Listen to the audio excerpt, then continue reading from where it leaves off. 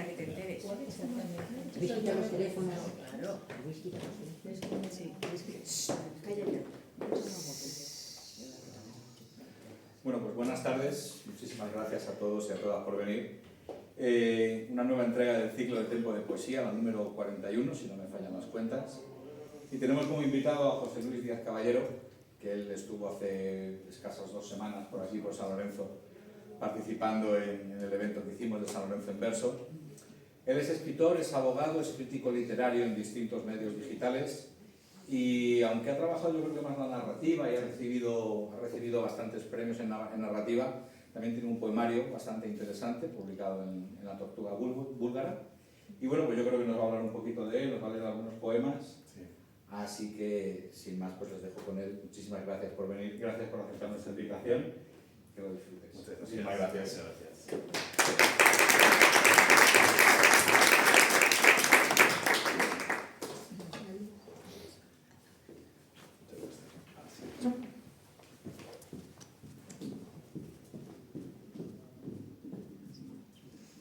¿Se me oye, verdad? ¿Sí? Sí. Bueno, sin micrófono yo creo, ¿no? Bueno, se me oye bien. Muchísimas gracias por venir un día como hoy, una tarde lluviosa de viernes, a escuchar algo de poesía y a escucharme a mí, que todavía me sonrojo cuando Dani, por ejemplo, se refiere a mí como poeta. Cuando veía la invitación del evento y leía a José Luis Díaz Caballero, poeta invitado, yo me sonrojaba mucho, me sigo sonrojando todavía porque entiendo que la poesía es algo muy... Lo decíamos el otro día en el evento, es algo muy importante. Tenía razón al decir que, bueno, sobre todo he trabajado con la narrativa como género porque es el espacio en el que, bueno, me siento más cómodo, pero siempre he pensado que el lenguaje poético, la palabra poética es superior a cualquier otra palabra. Entonces decir poesía para mí es algo, evidentemente es algo extraordinario, pero también algo que supone o que me confiere una responsabilidad muy, a veces difícil de gestionar, pero bueno, voy a intentar hacerlo lo mejor posible. Vengo a hablaros de Atlas en Rojo. Atlas en Rojo es mi primer poemario. Si os parece bien, luego os leeré unos cuantos poemas. Y quienes han tenido la oportunidad de leerlo, quienes han conocido sobre el poemario, todo el mundo me pregunta lo mismo. ¿Por qué Atlas? ¿Qué significa Atlas? ¿Qué sentido tiene? Atlas es una palabra, es un término que tiene evidentemente una connotación geográfica. ¿Por qué decir Atlas para referirse a un poemario? ¿Por qué decir Atlas en rojo? Es algo que todavía me sigo preguntando y me es difícil de explicar, aunque evidentemente sé cuál es el sentido del poemario, pero muchas veces los poetas nos preguntamos por qué. ¿Por qué escribimos poesía? ¿Por qué escribimos un poema concreto? ¿Por qué ese poema emerge en nosotros de una manera en ocasiones violenta? ¿Y por qué ese poema violento? Porque la violencia poética puede darse de muchísimas formas. ¿Por qué compone un poemario concreto?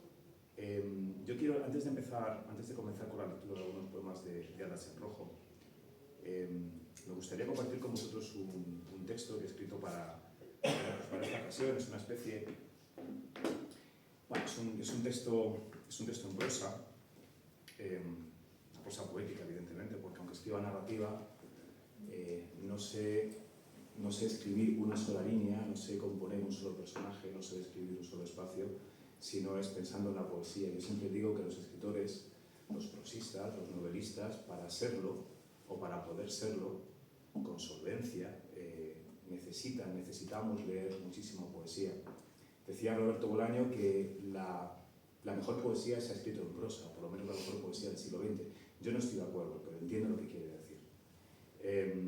Yo quiero compartir este texto como forma de romper el hielo con vosotros, porque de alguna manera recoge el sentido, la intención, no solo de este poemario, sino de lo que la poesía significa para mí. Es un texto que he titulado Océano de viento. Y es un texto que dirijo a mi hijo. Soy padre padre de un niño, de un bebé precioso de apenas 14 meses, al que le dediqué uno de los poemas en el evento, porque ahora está en una fase en la que le encanta morder todo, en especial los libros.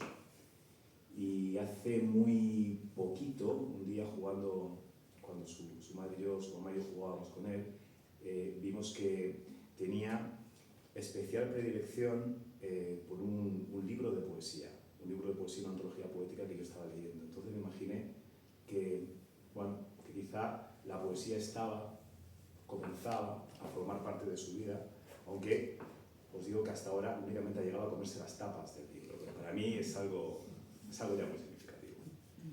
Bueno, es un texto que he escrito pensando en él. Si os parece bien, lo voy a leer antes de seguir hablando ya las enrojo. Por supuesto, esto es no quiero que sea un monólogo. Si alguien me quiere preguntar algo, sé que tenemos aproximadamente, Dani me dijo, unos 50 minutos, algo así, pero si alguien me quiere interrumpir, me quiere preguntar algo, me quiere decir que me vaya directamente por la puerta, pues por favor, adelante. Dice así: mi hijo me observa mientras le recito un poema, uno cualquiera. No importa que sea mío o de alguno de mis popes literarios. Se trata de un poema que le llega a él mientras se entrega al sueño. Aún no sabe descifrar los versos. Aún no sabe traducir los silencios y menos aún dejarse llevar por el sentido geográfico de las sílabas. Pero me observa con atención, con mucha atención.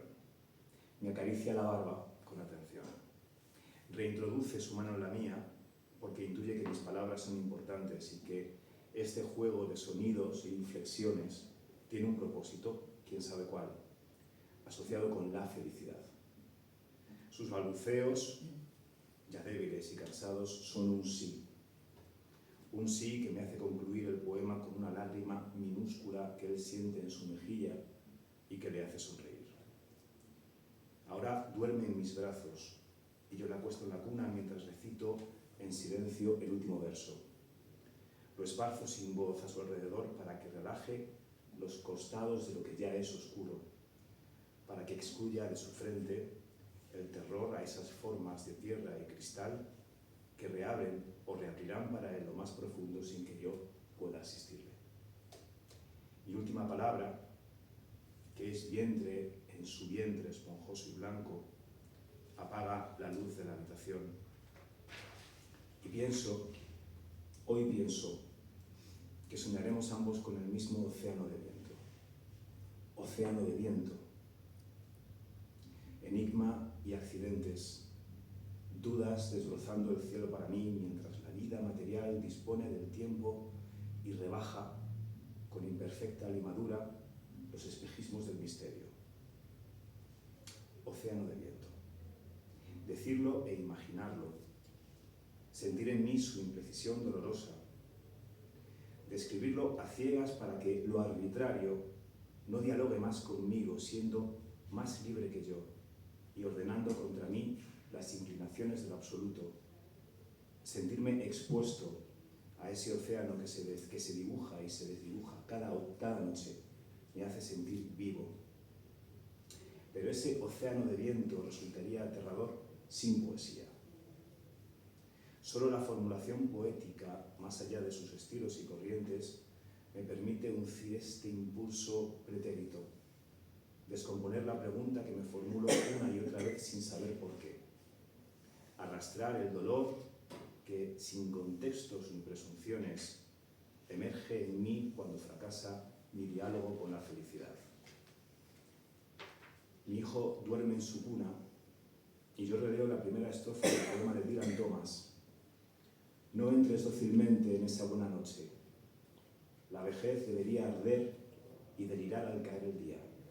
Enfurécete, enfurécete contra la muerte. Y afirmo, mientras leo el poema de Thomas, que saber leer el océano de viento, saber deducirlos cuando este océano aísla su opacidad y nada en él es turbio, solo es posible gracias a la poesía.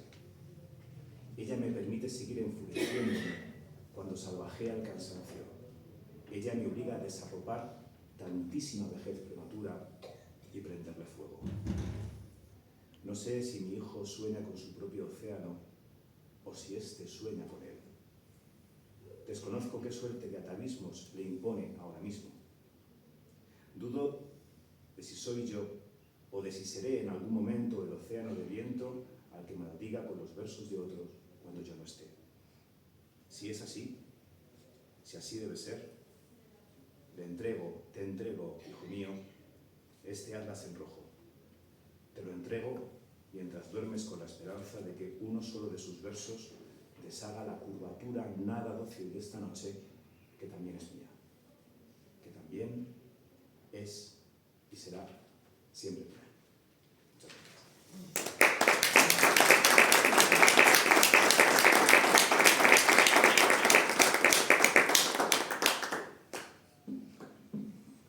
Siempre he pensado que la poesía es necesaria porque explica muchas cosas que no tienen explicación, o explica muchas emociones, muchos sentimientos que arrastramos con nosotros, posiblemente desde que nacemos, y a los que volvemos una y otra vez. Lo decía en el texto: preguntas, visiones, preocupaciones, dolores, muchas cosas subjetivas, pero de muy difícil explicación. Yo las siento y yo me imagino que todos vosotros también las sentís. Y, como os decía, solo he encontrado un camino, que es el camino de lo poético, para explicarlo y a su vez para explicarme. Si algo, por ejemplo, le achaco a mi padre, y permitidme esta pequeña confidencia, que es una persona a la que quiero con absoluta devoción y con locura, es que, hasta mis casi 46 años que tengo en este momento, lo que voy a cumplir dentro de muy poquito, nunca hemos tenido un diálogo cara a cara sobre lo que él piensa acerca de la vida, acerca de la muerte, acerca del dolor. Él nunca me ha trasladado, nunca ha compartido conmigo esas preguntas, esas intuiciones, esos dolores que todos sentimos y que siempre o casi siempre vemos reflejados en la poesía. Atlas en rojo es un poemario que pretende ser un viaje.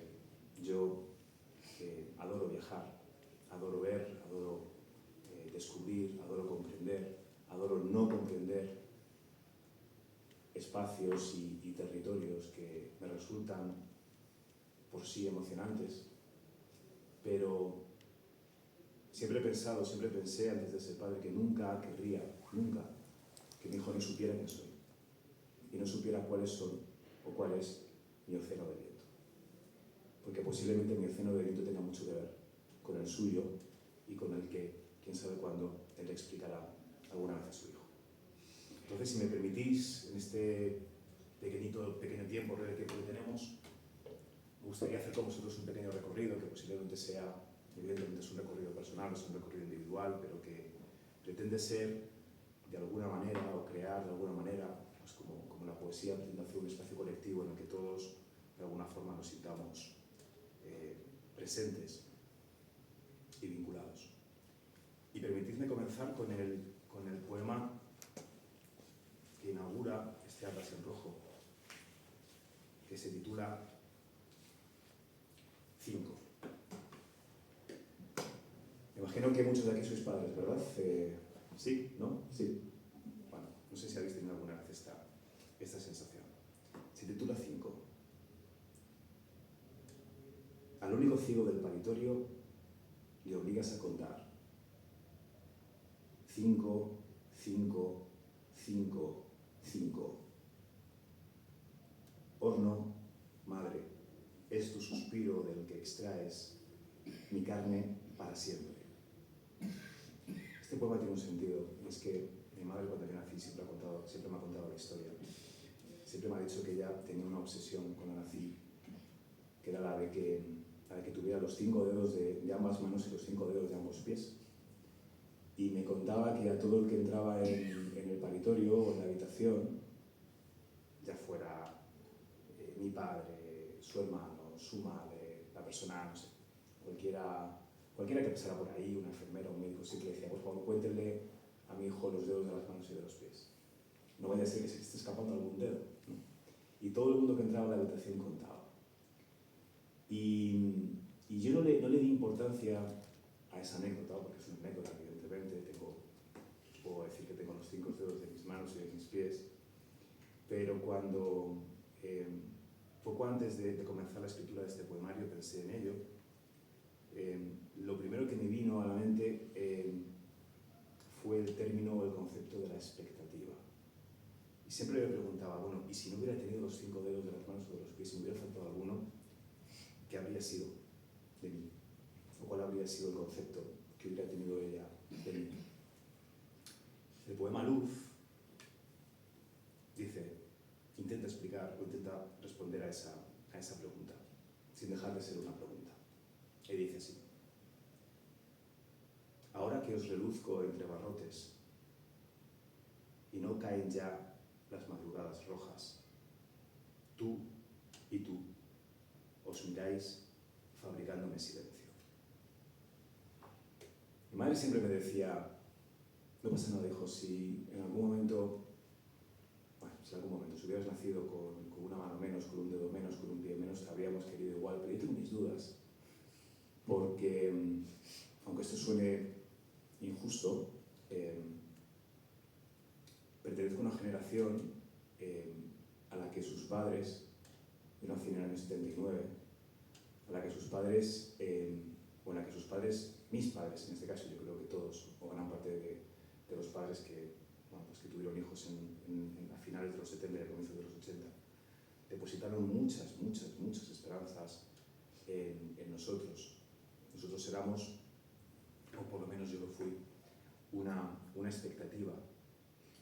Y esa expectativa, que era lógica, que era comprensible, porque pertenezco a una generación cuyos padres trabajaron mucho y se esforzaron mucho por mejorar lo que sus propios padres tuvieron en una época complicada, en la que hubo muchas renuncias.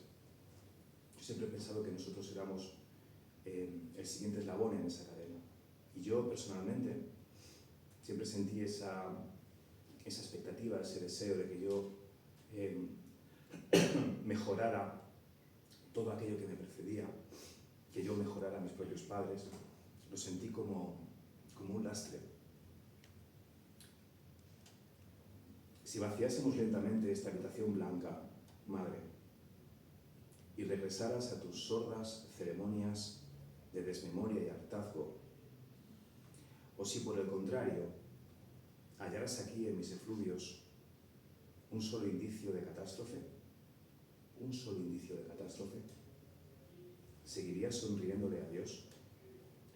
Esa es mi forma de preguntar a mi madre. Si hubiera perdido un dedo, si hubiera nacido con una cicatriz, si no fuera yo ese bebé al que ahora ves, ¿seguiría siendo todo lo mismo? Ella siempre me decía que sí, porque yo era un hijo, decían ellos, muy esperado. Pero yo siempre he tenido la sensación de que eso, como os decía, era o fue el germen de una mochila, de una piedra que muchos de nosotros hemos llevado durante décadas y que aún hoy todavía me hace reflexionar. Y digo que es injusto porque, como os decía, pertenezco a una generación cuyos padres trabajaron mucho, incluso a pesar de lo bello que era ser padre o lo bello que era ser madre. Yo recuerdo, porque mi padre me lo decía, sobre todo en esas primeras noches en las que, siendo yo padre, no podía dormir, no hemos podido dormir ninguno de nosotros. Yo siempre me decía, papá, ¿tú cómo vivías eso? ¿Cómo lo viviste cuando yo nací? Y me decía, bueno, yo es que llegaba tan cansado de casa que me tumbaba en la cama y me quedaba completamente dormido. Y yo decía, de verdad. Hay un poema que se titula Padre y que recoge esta situación. Imaginad el momento en el que un padre, pues, de un hijo recién nacido que tiene que trabajar, que en aquella época era prácticamente el único sustento, la única fuente de alimentación que tenía la familia. Imaginadle llegando a casa, una noche cualquiera, de una semana cualquiera. Nada tan ruidoso como el quejido de un tenedor a las 10 de la noche dosis de nieve desangrando tu vaso. Intuyo que mueres en la oscura fluorescencia de la cocina, apegado al uniforme, irritado por la avaricia del calor y la lejanía de los manantiales. Mientras cenas, caen de tu boca las horas cadavéricas que a nadie alimentan, salvo a ti. Porque claro, él me decía siempre, hijo mío, yo es que he trabajado mucho, porque tenía que trabajar mucho, porque todos en aquella época teníamos que trabajar mucho, porque aspirábamos a una casa grande, o aspirábamos a una casa con más de una habitación, y esa era mi forma de cuidarte. Y ahí entonces nació esa metáfora, esa imagen, ¿no? Horas cadavéricas que a nadie alimentan, salvo a ti, porque él siempre estuvo orgulloso de el tantísimo tiempo de trabajo que él dedicó, sobre todo en esa etapa de su vida, en la que todo para él era una obligación. Y yo, sin embargo, mi padre no lo veía, no jugaba con él, no le despertaba por las noches porque él caía completamente rendido en la cama. Pero claro, esa es una forma muy injusta de decirlo, o es una forma muy arbitraria, que es una palabra que detesto pero que uso demasiado, porque ellos tenían su vida, que todos hemos tenido nuestra vida, porque todos tenemos nuestras propias circunstancias. Es muy fácil juzgar la paternidad o la maternidad de los otros cuando no nos ponemos en el pellejo de esos otros, o cuando no nos ponemos sus botas, o no nos calzamos sus botas. Es muy fácil decirle a alguien, eres un buen padre, o eres una buena madre, eres un mal padre, o eres una mala madre.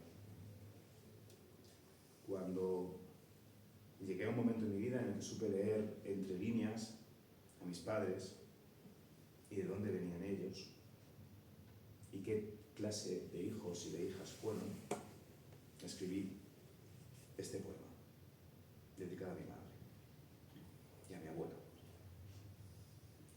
Se titula Fantasmas. Se trata de cómo te mira ella, penetrante y encerada, recta con su mandil. Aquí supiste a qué saben los caldos vacíos y cuán salvaje fue el servilismo que los llenó de cuero. Presencias y pasado, el presente de los fantasmas que morirán ya fusilados en este paredón de nicotina y memoria, la misma que te exige consentirla a ella, a tu madre, marcialmente, conmigo en brazos. Y al caer la noche, puesto ya tu mandil, me acunas con la severa tristeza de un general. Ausencia originada, quién sabe por qué. Un sujeto convertido en Dios, o en uno de esos dioses vestidos con gabardina y sombrero, inquietante, silencioso, dueño de todas las palabras que concluyen azarosamente en una, hija. Y ella, hija, que absorbe con indigesta suavidad sus perfumes de suburbio y prostitución, calenturas todas de la victoria. Ella, hija, es ahora, tantísimos años después, cuando destapas al fantasma salvador para enterrarlo aquí, sin publicidad, asombro ni perdón. Estos poemas, que no dejan de ser una transcripción, a veces ficticia, porque creo que la memoria, ante todo, es verdad, pero también es ficción, o lo diré al revés, es ficción, pero también es verdad, son los que en ocasiones me permiten entender aquello que no entendía. Vuelvo al comienzo del texto. La poesía es una pulsión. La poesía me permite mirar a mi padre, mirar a mi madre y concebir ese recuerdo, esa alusión, por ejemplo, de mi madre a un padre ausente, a un padre que incurrió en el abandono, y hacerlo de una manera mucho menos juiciosa de la que podría haber acometido en el caso de que no hubiera tenido la herramienta de lo poético. Pero muchas veces es doloroso, porque la poesía lo que hace es desatar pulsiones y generar más preguntas y más preguntas y más preguntas. Fijaos, este es un poema que se titula Abecedario y que es posiblemente el único de los poemas que es una transcripción real de lo que me ocurrió en un día muy concreto con mi madre. Se titula Abecedario. Dice así: la M con la A, ma. La M con la A, ma. Ma, ma, mamá. ¿Podrías leer la siguiente palabra? Ella sonríe arropada de azul y colonia, pero no lo hago. Y esa sonrisa celeste, sublime, tan cerca de la palabra y tan lejos de mí, se transforma en un gesto espantoso, sucio como el cerco de mi pantalón.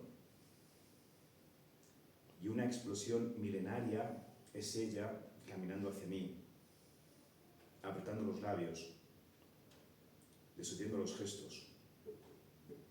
Ahora, sentada al pie de la cama, te digo, madre, la M con la A, ma. Pero te vas, cayendo contigo la noche y todos los afluentes del alma. Bueno, esto merece una pausa y un aplauso pequeñito para la...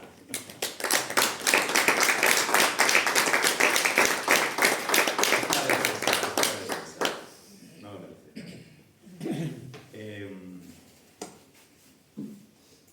Es curioso porque la poesía, como os decía antes, desata pulsiones. La poesía es pregunta, la poesía es misterio, la poesía es muchas cosas. Y al mismo tiempo es una forma de recordar. Yo siempre he sido una persona a la que me encanta celebrar los cumpleaños, y recuerdo un cumpleaños muy concreto. Creo que tenía, cuando cumplí 6, 7 años, se corresponde a ese periodo, en el que todo era fiesta, cuando no lo era. Y cuando me propuse escribir un poema que se titulara así, Fiesta de Cumpleaños, porque en este caso el título precedió al poema, cuando en mi situación pues suele ser al revés, el recuerdo se convirtió en un poema de una forma prácticamente instantánea. Imaginad una fiesta de cumpleaños, la fiesta de cumpleaños de un niño que cumple 6, 7 años, una fiesta en la que todo es felicidad, en la que todo es celebración, y de repente alguien se convierte en el punto negro de esta. Alrededor de la mesa, fiesta. Es una mesa pequeña, calentada por un radiador brillante y sin potencia. Imposible no jugar con él, tu hermano, todavía robusto, alzando la voz y enseñándome en un papel la honrada geografía del color. No más vino, sugiere alguien. Ella, con solvente mudez. Es mi cumpleaños.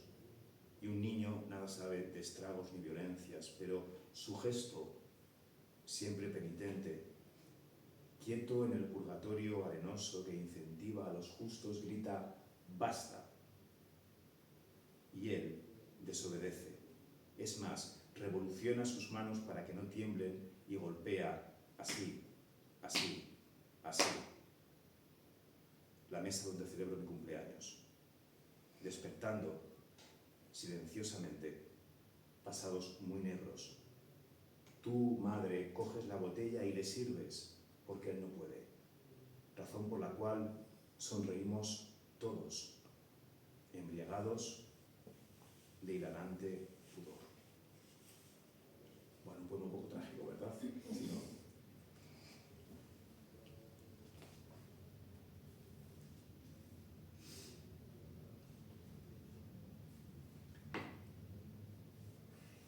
Mis padres siempre, yo creo que, bueno, es algo que compartieron con otros muchos de su generación. Ellos fatigoso ascenso en la escala social. Ellos aspiraban siempre a comprar una casa con una habitación más. Primero compraron su primera casa, tenía una habitación en la que dormían ellos y yo cuando llegué. Luego compraron una casa con 2 habitaciones para que yo pudiera tener mi espacio propio. No tengo hermanos, con lo cual no les hacía falta más, pero ellos creían que necesitaban otra casa un poquito más grande para culminar su proyecto de vida. Yo era muy feliz donde vivía, yo era muy feliz en esa casa de 2 habitaciones, muy pequeña, pero muy calurosa. Y recuerdo el día en que mis padres me dijeron, nos vamos a ir de aquí porque vamos a progresar. Fijaos lo que supone para un niño de apenas 9 o 10 años separarse de todo porque sus padres necesitan comprar una casa un poquito más grande que la que tienen. Este poema se titula Estrategias y pretende recoger ese momento. Y dice así: aún sin amueblar, con tanto polvo en las paredes, el sol desanuda nuestro suelo. Sentados en una servilleta, madre, acodados ambos, me hablas del nuevo colegio y señalas la nueva calle roja, redonda, burda, que aloja otro edificio rojo, redondo, burdo, donde yo recitaré todos, absolutamente todos nuestros mandamientos. Hemos dado un paso, dices, quién sabe si definitivo. Sin ciudad, pero más cerca. ¿Es esta una réplica de la vida anterior, menos angosta y ligera, de hechuras caprichosas que te abrillantan al llorar? En la eterna y divagante consolación aprenderemos este premio, sin olvidar ni desaprender las lujosas estrategias de la esclavitud.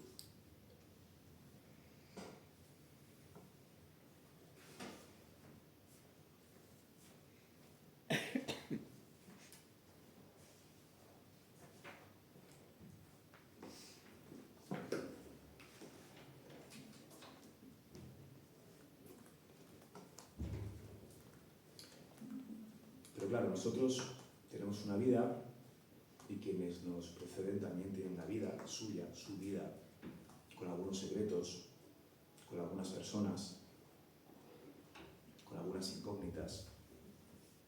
Y a medida que yo fui cumpliendo años en mi vida, nunca mejor dicho, mi madre me hablaba de un concepto que luego yo incubé a mi manera, que es el concepto de la pasión, y me hablaba sin decirme prácticamente nada, pero olvidándose o no teniendo en cuenta que yo en aquel momento ya empezaba a divagar con lo literario, con la creación, con la imaginación y más tarde con la poesía. Se titula Ceremonia, este poema. Quizá lo describiste como un hombre volcánico, si es que Franco consentía entonces que la lava incensara a mujeres y hombres. Volcánico, de angulosas facciones y un porte taimado. Semblante amasado en barrizales y severas barriadas, su mirar nunca repudió las valiosas teas de la clandestinidad.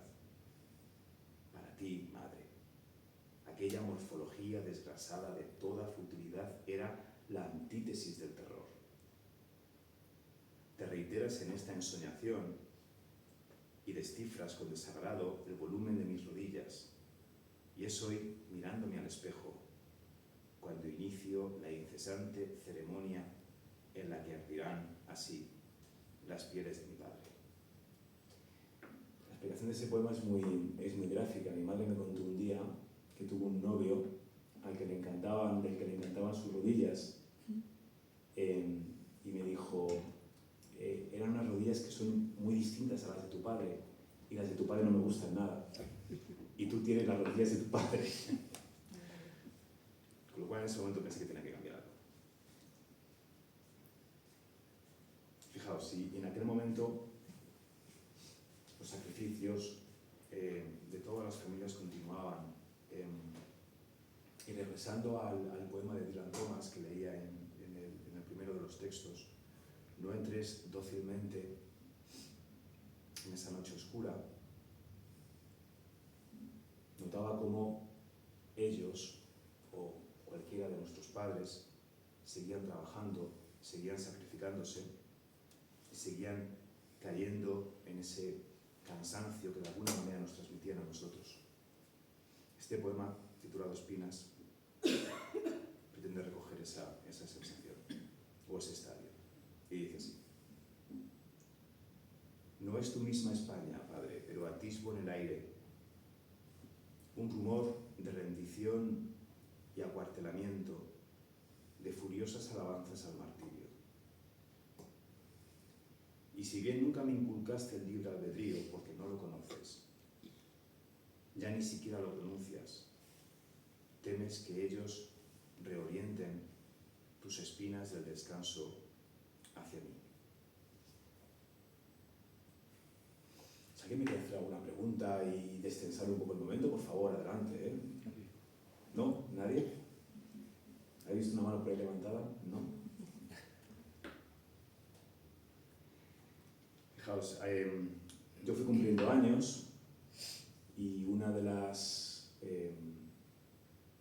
hitos de los que cualquier padre de aquella generación se sentía más orgulloso era que yo fuese el primer universitario de la familia.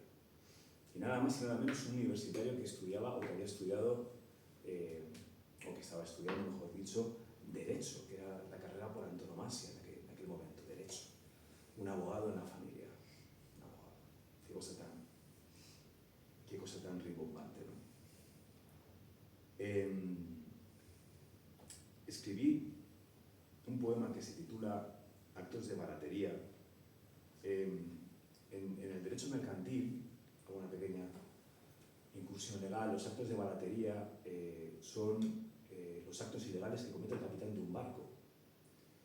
Y era un concepto de los muchos conceptos que quienes luego hemos ejercido el derecho hemos adquirido pues, por accidente, ¿no? Algo que leemos en los libros, en los manuales, actos de baratería.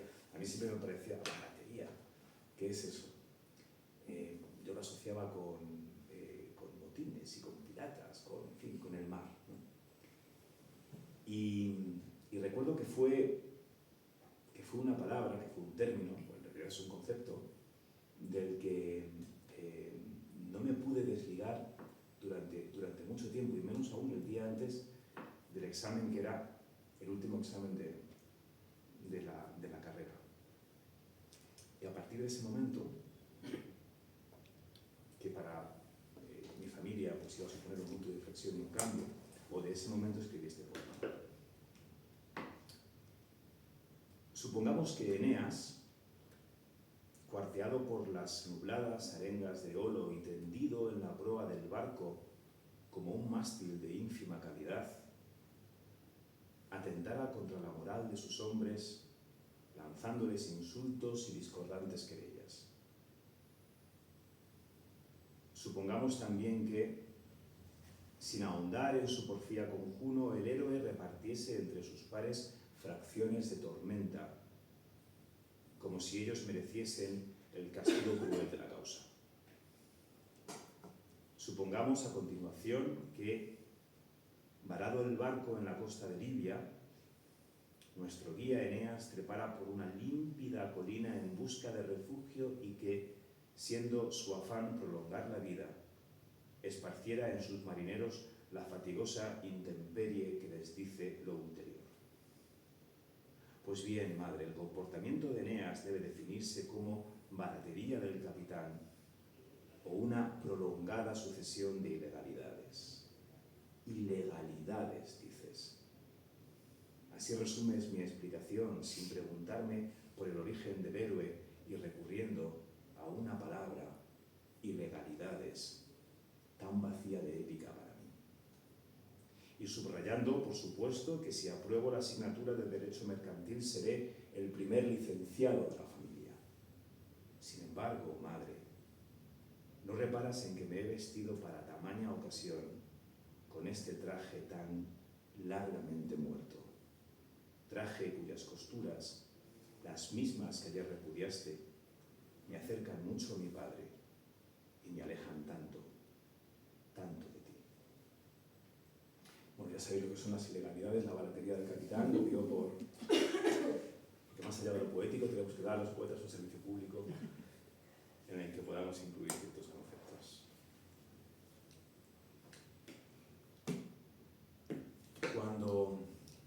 Cuando desaparecen de alguna manera las obligaciones, cuando uno siente como hijo que ya no le debe tanto a sus padres, aunque siempre le debemos todo, evidentemente, uno comienza a experimentar, a probar, uno empieza a equivocarse de verdad, uno empieza a saber cuál es la gravedad de responsabilizarse con uno mismo. Y yo en aquella época, cuando por fin aprobé esa asignatura infausta de Derecho Mercantil y cuando ya supe lo que eran los actos de baratería, es decir, cuando supe que son actos que se producen en el mar mientras alguien viaja, mientras los barcos viajan, mientras las personas viajamos, empecé a viajar. Y siempre he pensado que viajar es la mayor fuente de conocimiento y de experimentación que podamos vivir. Siempre me quejo de que necesito viajar mucho más de lo que lo hago. A veces, cuando visitamos una ciudad, tenemos la sensación, o yo he tenido alguna vez la sensación, de que no estamos visitándola, sino que estamos regresando. Son ciudades que tenemos en el imaginario, ciudades que posiblemente hayamos leído alguna vez, que hayamos visto a través de los ojos o de las palabras de otro, a través de los versos de algún poeta. Y a mí eso me sucedió cuando visité por primera vez La Habana, una ciudad cargada de épica, cargada de simbología literaria, de simbología social, de simbología política, cargada de matices, de colores, de olores, de sonidos. Y escribí un poema que más tarde recuperé para Atlas en Rojo, que se titula Poema de la Revolución, que viene precedido de una cita de un poema de Nicolás Guillén que se titula Llegada. Y el poema dice así: recibo a La Habana de blanco, dispuesto a que mi pecho refracte sus agravios revolucionarios, su tardío discurso fraternal, su sombra muerta y húmeda de vigía. No me asusta pensar que estoy viviendo, porque en las calles que huelen a sal, en este soportal de yeso y almendra que aúna los versos de vida, mi puño, este puño, vuelve a ser fuerte. El canto habanero es como un músculo bajo la piel del alma, y aunque negree mi cuerpo, nuestro idilio se nutre de lo más atávico, de las voraginosas afueras donde el verbo y la piel se deshacen en el fango para brotar nuevamente como diosas libres del mar. Y pido un pequeño aplauso para la ciudad de La Habana porque me gusta mucho.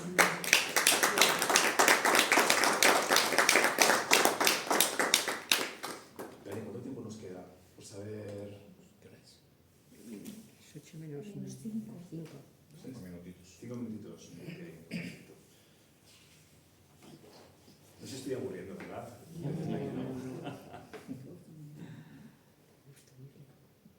Mirad, uno de los momentos en la vida de una persona más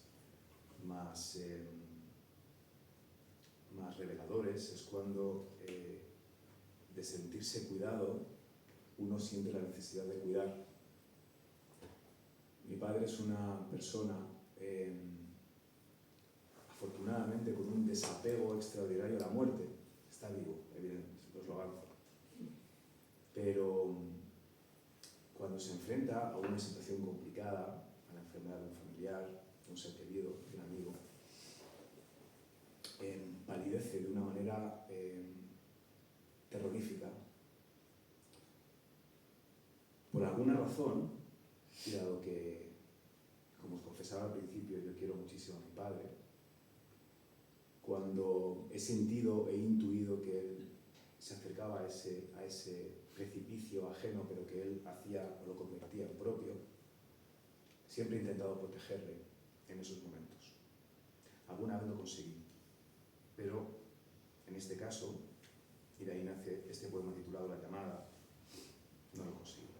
El poema dice así: es la llamada terrible, alumbrada por un flagrante dolor, pero terrible, y corro. Corro por los pasillos del hospital, sorteando médicos y pacientes, ahuyentándoles con disculpas, porque daría mi cuerpo, todo mi cuerpo, por evitarlo, por evitar que seas tú, Padre, el primero en ver su cadáver. Y no lo he conseguido. Te miro aquí, te abrazo, te lloro, porque no lo he conseguido. Y cuando alguien cree que, o uno cree, como yo creía, que mi futuro iba a ser el de devolverle el amor a mis padres, que lo hago, lo hago, lo sigo haciendo. El mismo que me dieron ellos a mí, de repente viene un ser mágico, que en mi caso se llama Leonardo, y te cambia la vida por completo. Y te hace sentir que efectivamente tienes la obligación de explicarte y de explicarle a él cuál es mi océano de viento, porque probablemente él cuando crezca tenga el suyo y deberá contar con las herramientas necesarias para poder descifrarlo, para poder entenderlo, para poder explicárselo a otras personas. Y si recordáis el poema con el que, y con esto voy a concluir, con el que se abre Atlas en rojo, entenderéis el poema que forma una especie de epílogo y que dice así: dado que yo no me atrevo, Padre, acércate a la cuna y dime 5, 5, 5, 5. Y afortunadamente Leonardo, mi hijo, tiene los 5 dedos de las manos y los 5 dedos de los pies. Os aseguro, os puedo asegurar que la habría querido igual en el caso de que hubiera faltado 1, 2, 3 o todos. Muchísimas gracias por vuestra atención.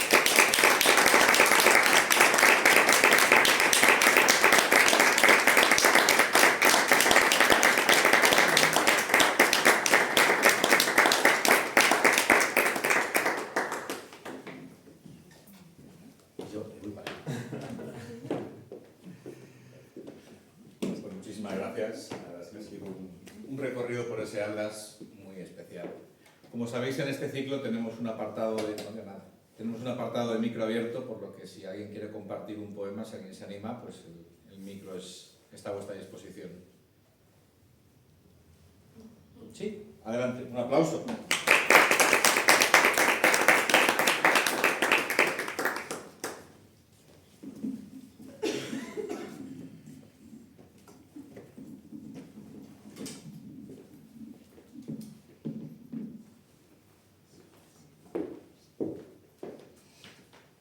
Hijo de la luna. Iguanas donan sus sombras a la noche, alargando los perfiles de la luna. Inquietas siluetas desdibujan bordes de tus pensamientos en forma de duna. Un desierto antiguo va y se esconde en el oasis de tus ojos y cintura. Fluctuantes sierpes de niebla sin nombre intentan la invasión allá en tus alturas. Tú, magnética, eres la hija de la luna, dulce flotante aterrizada en las flores, de mi ya profunda ensoñación nocturna. Silbo invisible de los aires te anuncia, entre luces de cortinas en la noche, que descorren mistéricos siempre nunca, habitando tus jardines interiores. Eres el centro de latidos que pulsan los giros de los arquetípicos goznes, de los mayores portones y esculturas que contienen místicas iniciaciones. Estantes de palabras musitan runas en los estambres de lentas oraciones, de campanas sumergidas en lagunas donde la luna refleja floraciones. De agua y arena alzados van mis corazones, que tú me distes con mágica pintura, en una noche de siluetas y bordes, en una noche de iguanas y de luna.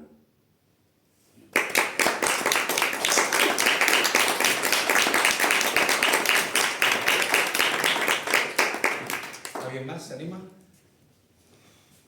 Bueno, pues yo, si me permitís, voy a leeros un poema de un poeta que para mí es referencia, que es Jorge Bocanera. Se llama Un hombre. Un hombre se me viene cayendo por la sangre con una copa rota entre los dientes. No soy yo, somos todos, la soledad, el tajo de odio en la memoria somos. Un hombre se me viene derrumbando por la oscura saliva del silencio, salpicando mis ojos con antiguas cucharas, lágrimas que él mismo inventa cuando pisa los charcos de mi sangre. Un hombre se me viene cayendo por la herida. No hagan música o fuego, no soplen ni respiren, quiere decirnos algo. Hay un sur de rodillas preguntando dónde estábamos todos. ¿Cómo fue que dejamos crecer la indiferencia para que de una puerta salga el enceguecido tirando puñetazos al aire, echando espuma por la boca? Un hombre se me viene cayendo por la sangre con pasos de borracho. No hagan ruido, no escupan, no demoren, quiere decirnos algo.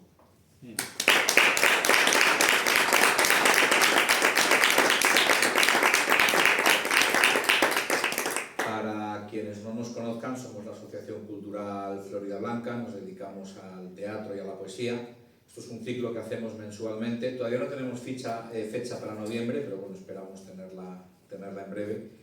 Y lo que sí tenemos es la semana que viene el estreno de una obra de teatro que estamos preparando, una obrita de Woody Allen, que la hacemos el viernes aquí en esta misma sala, entrada libre y gratuita, por supuesto.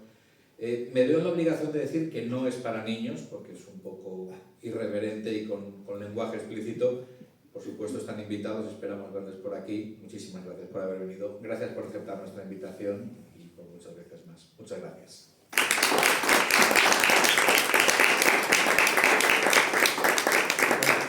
Ha traído libros para la venta, ha traído 2 libros, así que corran que se acaban.